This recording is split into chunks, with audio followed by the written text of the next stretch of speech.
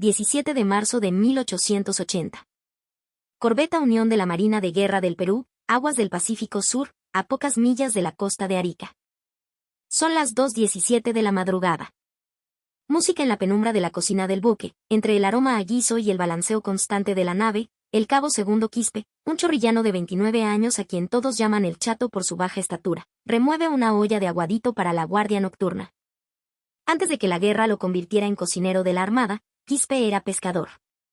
Sus manos, ahora acostumbradas a los cuchillos de cocina, habían pasado más tiempo remendando redes y leyendo las corrientes del mar que cualquier oficial en el puente de mando.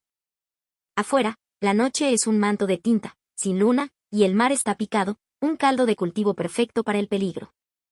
El silencio tenso de la navegación a oscuras se rompe de pronto por un grito ahogado que llega desde cubierta, la voz de un alférez en el puente de mando, cargada de una frustración que corta el aire como una navaja. El Chato Quispe deja el cucharón y sube la escalerilla, sus pies descalzos moviéndose con la agilidad de quien ha vivido toda su vida sobre cubiertas inestables. En el puente, la escena es un cuadro de impotencia. El joven alférez de Fragata del Solar, un muchacho limeño recién salido de la escuela naval, golpea la barandilla con el puño cerrado. ¡Maldición! No se ve nada.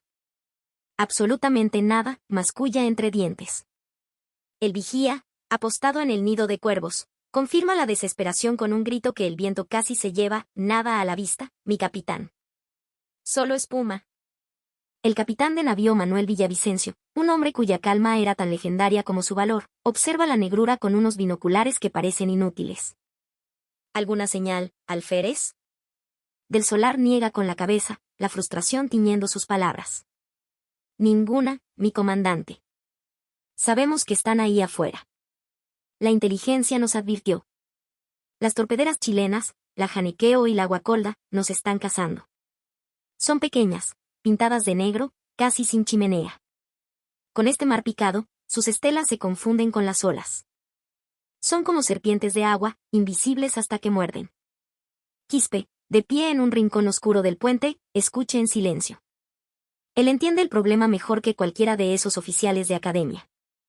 No es un problema de tecnología, ni de falta de catalejos. Es un problema del mar. El mar, cuando se enfurece, es el mejor escondite del mundo.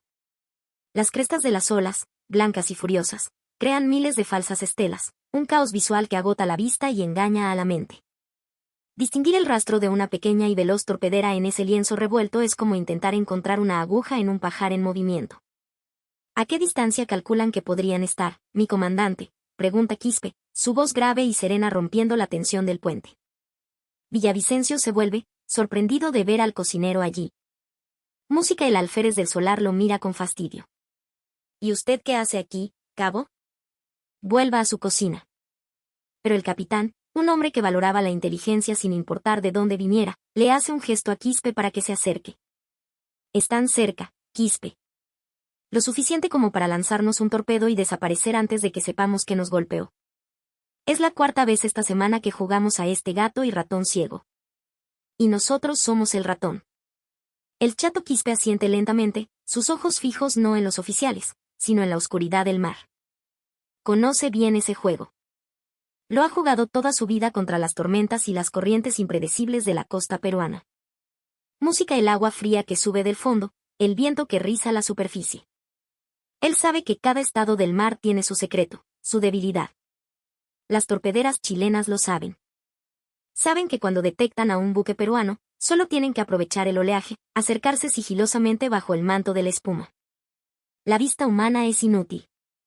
Y la corbeta Unión, cargada hasta los topes con medicinas y municiones para los valientes defensores de Arica, se vuelve una presa ciega. Del Solar continúa, casi para sí mismo. Es una trampa perfecta. El mar picado es su escudo.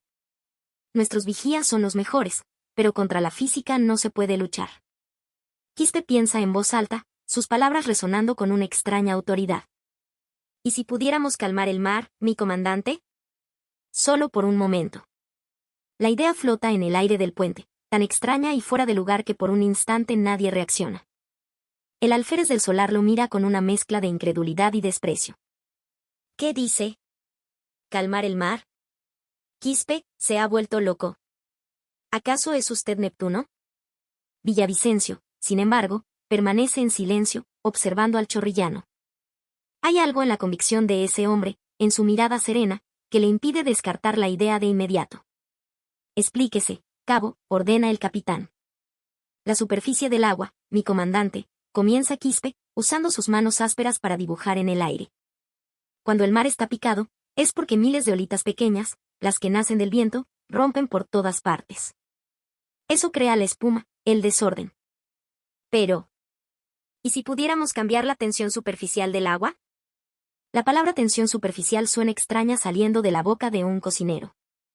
El alférez sonríe con sorna. Quispe, ¿ahora nos va a dar una clase de física?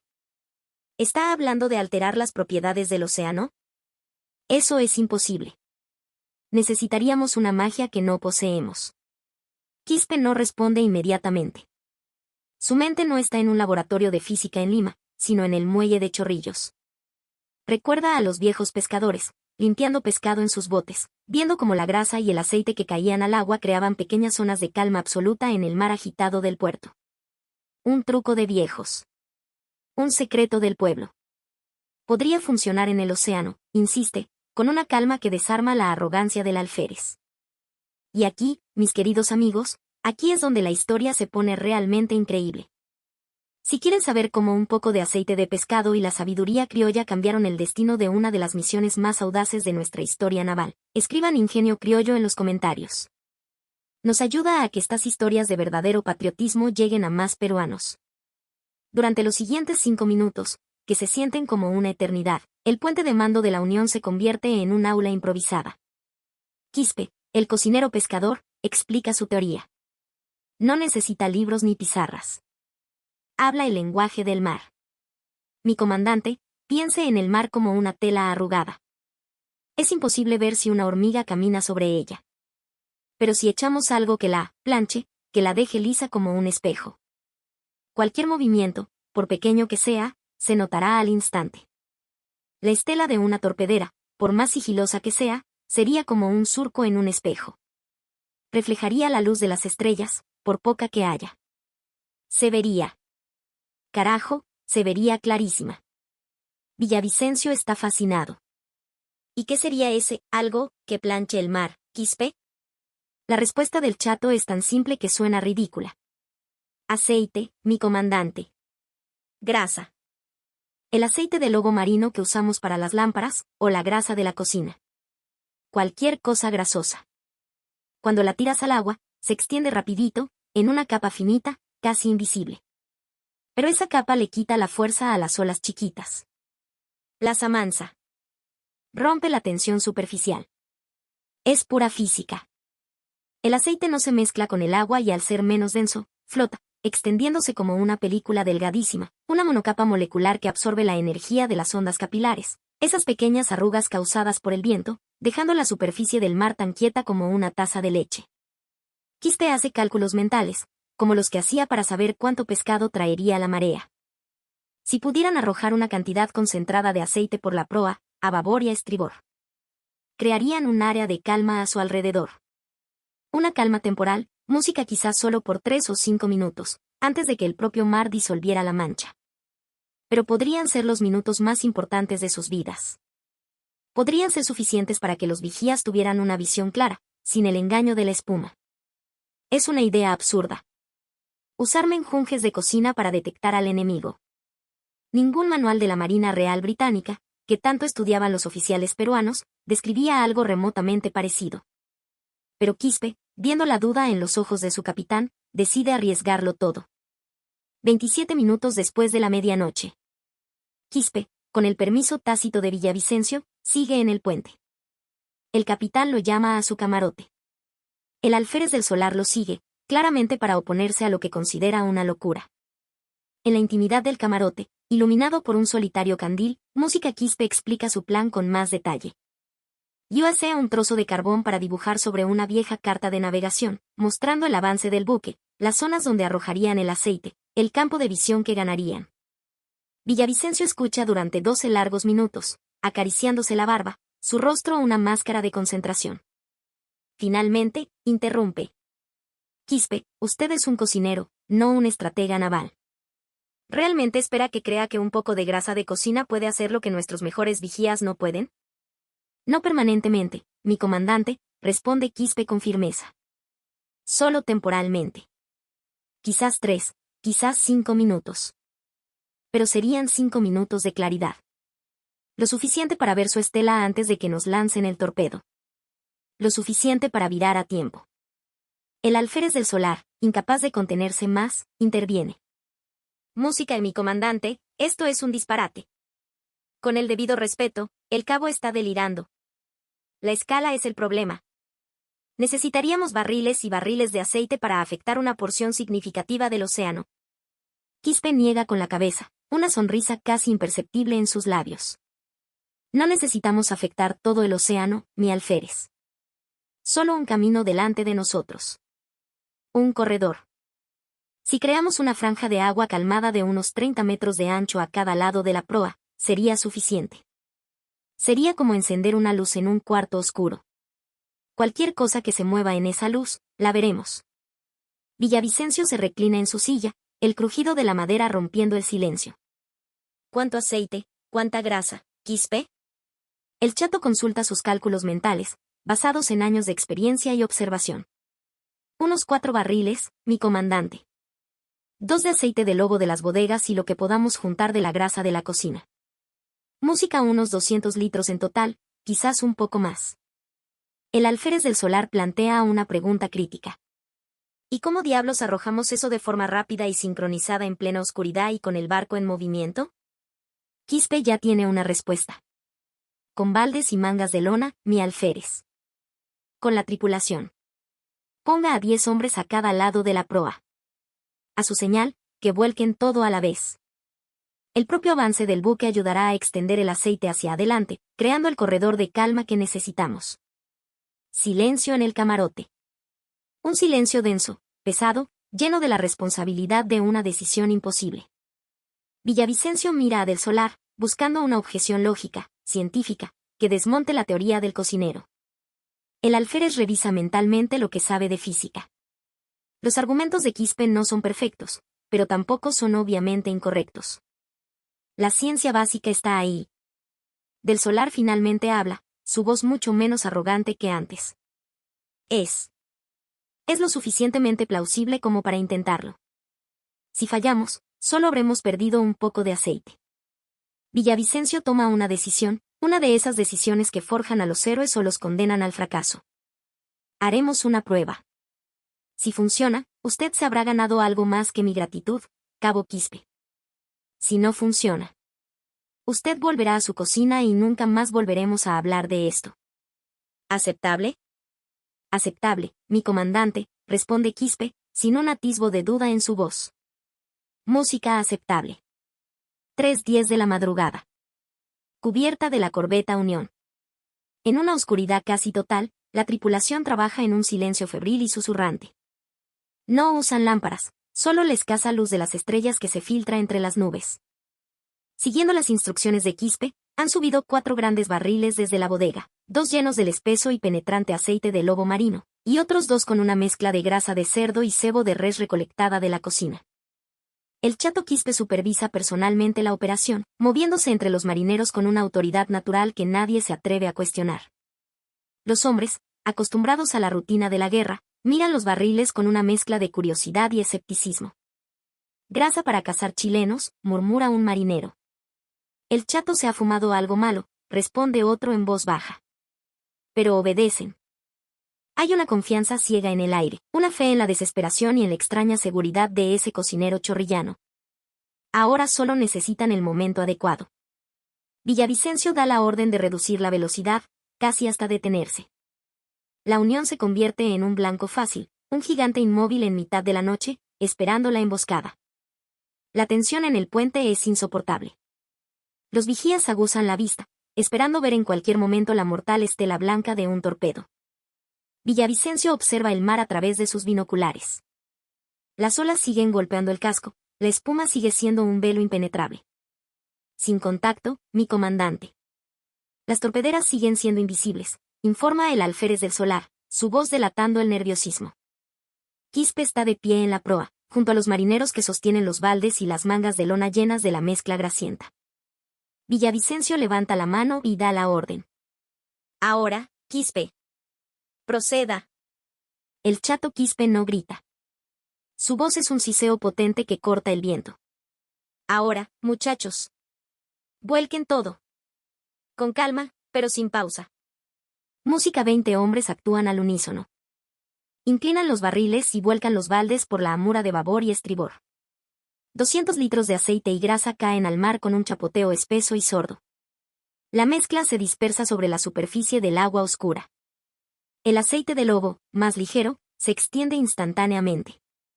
La grasa, más densa, tarda un poco más, pero el movimiento del barco la ayuda a formar una capa continua. Quispe mira su reloj imaginario, contando los segundos en su cabeza. Estima que tienen aproximadamente 4 minutos antes de que la difusión natural del océano rompa el hechizo y el mar vuelva a su estado caótico. Los primeros 30 segundos no pasa nada. El escepticismo vuelve a flotar en el aire. El alférez del solar aprieta los puños. No funciona, susurra. Pero entonces, el milagro ocurre. Lenta, pero inexorablemente, la zona de mar directamente frente a la Unión comienza a cambiar. Las pequeñas olas furiosas se suavizan.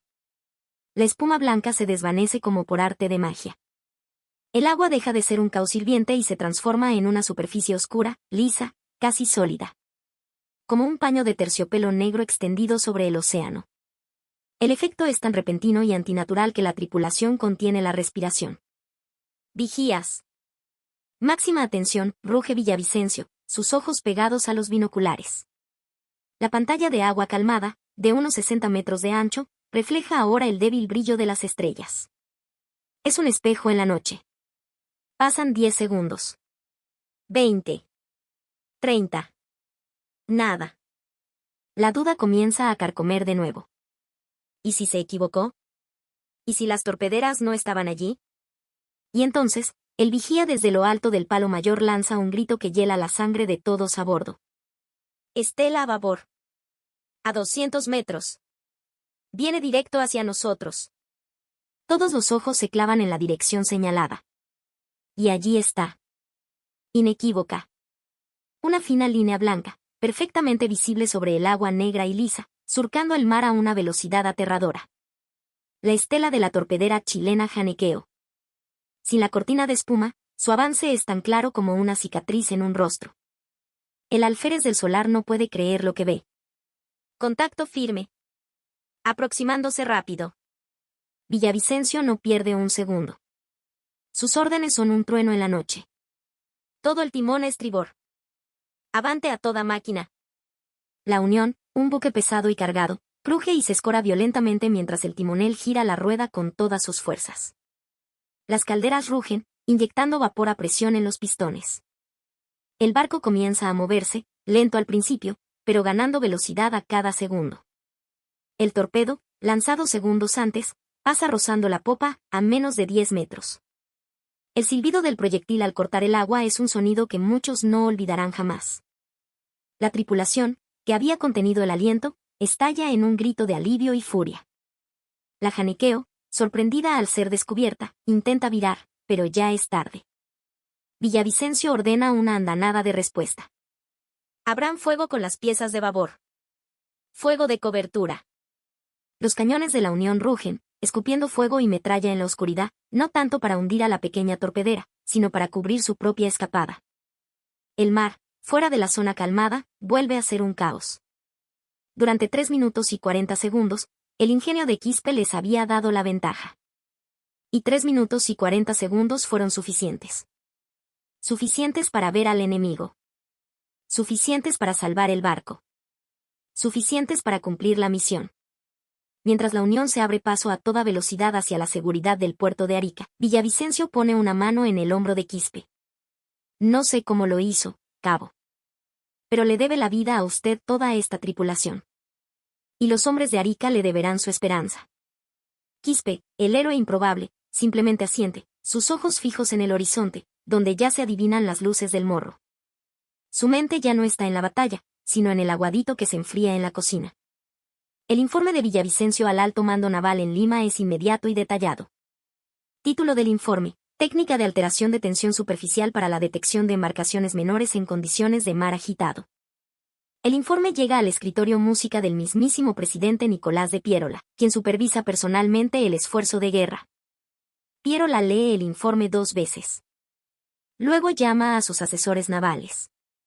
¿Es esto real? ¿Un cocinero desarrolló una técnica para detectar torpederas usando aceite de cocina? Los oficiales, basados en el testimonio jurado del capitán Villavicencio y de toda la plana mayor de la Unión, confirman que la hazaña fue real, los datos sólidos. Pierola, un hombre pragmático, toma una decisión inmediata. Quiero que esta técnica sea comunicada a todos los comandantes de buques de la escuadra de inmediato. Prioridad máxima. El 25 de marzo de 1880, el cabo segundo El Chato Quispe es convocado a una reunión con los capitanes de los buques anclados en el Callao. Su tarea: música, instruir a los oficiales de la Marina en la técnica Quispe, como ya se le empieza a conocer en secreto. Quispe no es un instructor profesional. Se pone nervioso frente a tantos uniformes con galones dorados. Pero cuando habla del mar, su voz se vuelve firme. Explica la técnica con la misma sencillez con la que se lo explicó a Villavicencio.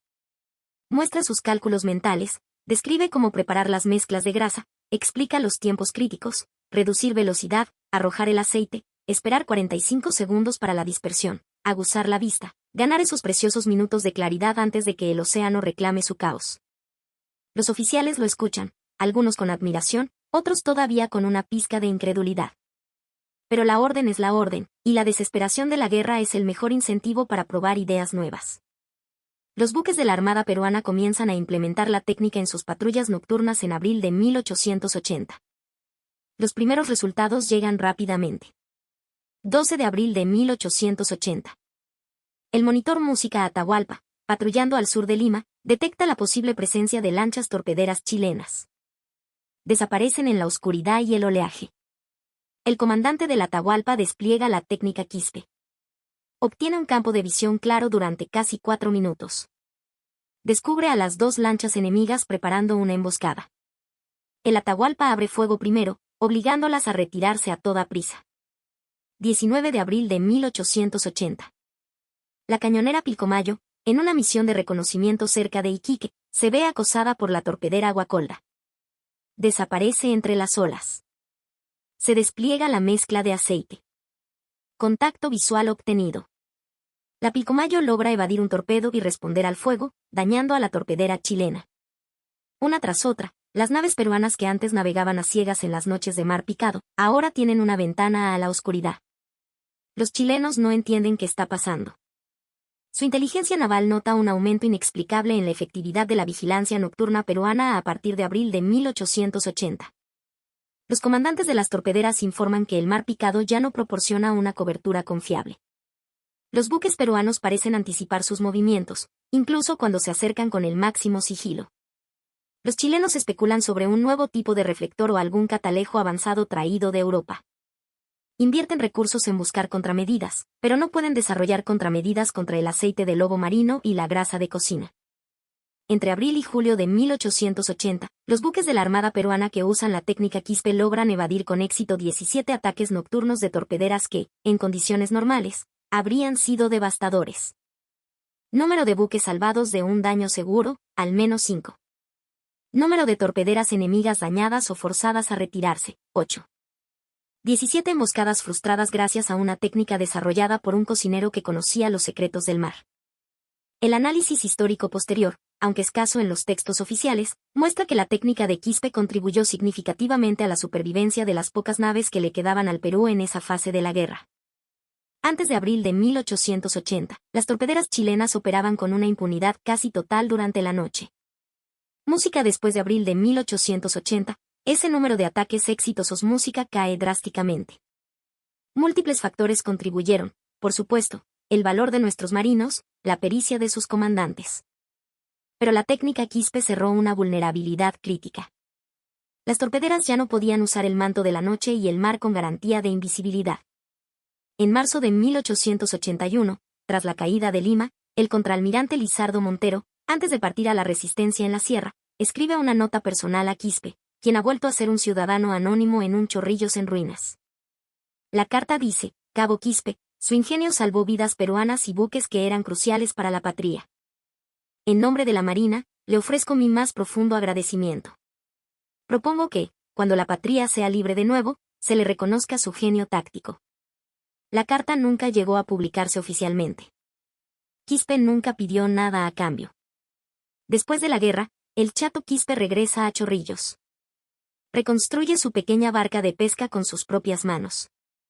Pasa el resto de su vida en el anonimato, volviendo a ser lo que siempre fue, un hombre de mar. Música trabaja en los muelles, cría a sus hijos, cuenta historias de pesca a sus nietos. A veces, en las noches de mar picado, les cuenta la historia de cómo una vez, con un poco de aceite, planchó el mar para salvar a un gran buque de guerra. Sus nietos lo escuchan como si fuera un cuento fantástico. Quispe se retira en 1917, muere música en 1934 a los 83 años.